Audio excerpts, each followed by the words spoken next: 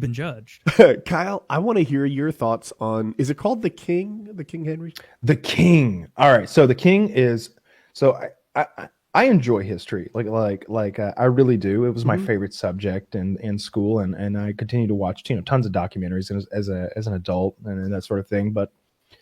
And I knew all about how France and England throughout the ages have had this war. They're just separated by the English Channel there, and throughout the ages, they had many wars with one another. And I always assumed, or I always believed, that it was just sort of a stalemate. That body of water separates them, and nobody was ever able to really make anything happen. I was wrong.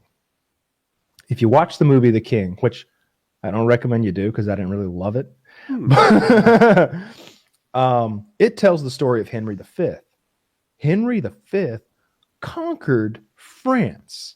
He made the French king surrender to him and offer up his daughter as recompense. He said, look, we give up. I know that's why you're here. Just so you know, we surrender. And he's like, and Henry's like, are there any terms to your surrender? No. Only I wish that you take my daughter. And I thought, let's see this sow. Let's see what she looks like. Only that you blow out our back walls tonight. And, oh my God. And the fucking camera pans, and his daughter is beautiful, classically beautiful with these just heart-shaped face, gorgeous lady. I only ask that you marry my daughter. And he's like, deal. and he's like, and your children will be king of France and king of England. And he's like, cool. Okay. He literally conquers France. He really did historically. And his children were to be the rulers of both nations simultaneously. Now, spoiler alert, after the events that take place in the movie, the King Henry died, and his son was so young that he was unable to be an effective king or effective ruler. So that whole thing fell apart. However, in the movie was 2 hours and 20 minutes long. Was it? Yeah. And there was one battle, and that battle was good, but it probably lasted 20 minutes. And so that meant that there were about 20 minutes of plotting and talking and hanging around at the court. And I'm not watching that. I liked it more than Kyle, which is interesting because I feel like usually I'm the one who fusses about the slow plot lines. But not this time. I liked it more. One thing I didn't like, afterwards I looked up the history because it got me engaged. Some of the shit they got wrong didn't have to be that way. So in the movie, a critical plot line is that King Henry was kind of a playboy, not wanting to be king, goof off. And then overnight, his father gets very sick, dies, and he finds himself thrust into this position of king that he never wanted. Here's the truth. He always wanted to be king. He was plotting and sort of being king even when he was still a prince. The reason that his father chose his younger brother to be the next king was that older brother was constantly usurping him and butting heads with the actual king. In the movie, they play it like, I never wanted this. I just want to fuck whores. No, this guy wanted to be king since long before it was his chance to be king. And he was a badass too. You got to keep in mind, this was the 1400s, I believe, a time when it was very easy to fucking die. And this guy had lived to be 26 years old, not as a potter, but as a warrior prince. All right. It's not bad enough that there were plenty of people wanting to assassinate him, but he fought in dozens of battles. He had been fighting with the French his whole life. He had been commanding thousands of men before he hit puberty. At 14, he was some sort of battlefield general. And he wasn't like the generals that we see in a lot of movies, out on the edge of the battlefield. He was going into the battle as a teenager and fighting it out. And there's a pretty good scene of him fighting in the movie. They have this really interesting tactic where they're outnumbered by the French, but the French are wearing all their armor. Yeah, they're in France. And the French are all wearing full heavy duty, heavy armor. And their strategy is, we won't wear armor. That way we'll be fast, agile, and we won't be bogged down in the mud that's out there on the field tomorrow. And I was thinking, what kind of weapon is Henry going to take? Because I'd seen them use daggers, and that was a really I watched this YouTube channel that's about medieval combat, I knew that they used these very skinny daggers to sneak underneath armor around the throat and under the armpits, oftentimes to dispatch a heavily armored knight. Henry wades into battle with like a war hammer type thing. Like Is that what it was? That's not cool. I thought it was a sword.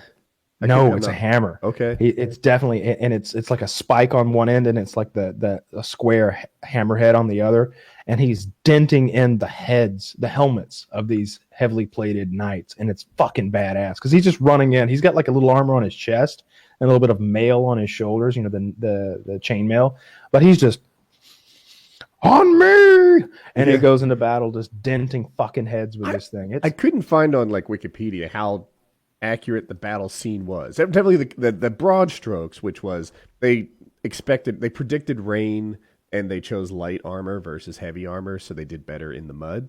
That much is true. The weapon he carried, that he like literally ran at the front of the army as they engaged in battle. Like, I wonder if that's true. I couldn't find that part. What I did learn about the real battles were that when Henry went to war, so the French would bring one crossbowman for each swordsman, essentially, and the British would bring 3 longbowmen for each swordsman. And the longbow was the machine gun of that era. It could fire much farther than a crossbow can. It carries a lot more mass in its arrow.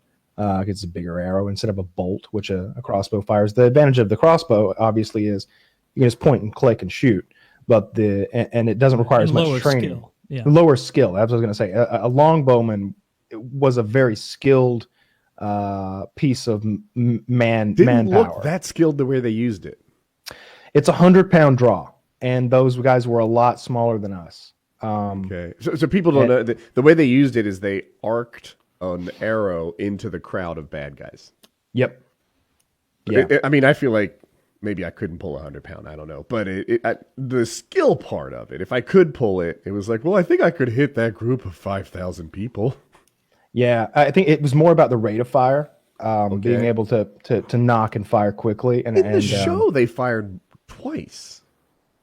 Yeah, they would have been firing continuously. Wouldn't be like that in a real fight, yeah. Because that was the other huge advantage they had, is it takes a while for a crossbow at the time, where they fire one bolt, and then you have to put it down, put your foot in the little metal loop at the bottom to keep it down, and then attach, either pull it up or attach a crank to do it. The bad guys will be in longbow range, but you will not be in crossbow range. Definitely That's not. Huge Correct. Yeah. So it was pretty cool. I enjoyed the show. I thought the acting was good. This guy must have been British because I can't put the my acting's finger excellent. on The guy it. who plays Henry is a very good actor. The guy who plays Henry is so British. When he was on top of the world, when he was on bottom, when he was being kind of conciliatory, when he was being commanding, all of it seemed to be very British about it. And I was like, God damn, he's British. He must be British. He's got to be British. I can't describe what British is, but if you watch it, you'll agree with me. That's fucking British. Yeah, I liked him. I enjoyed his performance. And by the way, pulling 100-pound draw is hard. It's a thing. I've been lifting for almost a year, Kyle. A little credit.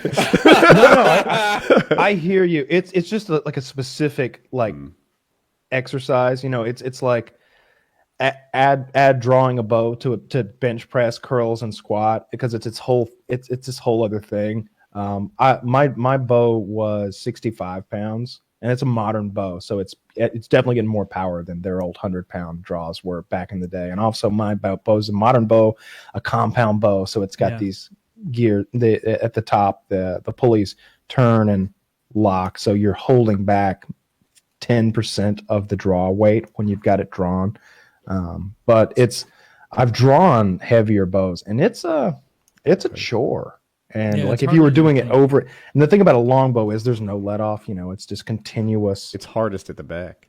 It's hardest. But Kyle described it. But with a crossbow, it's really hard to pull kind of in the middle and the front, and then when you get back and you're holding it to aim, it's no longer hard.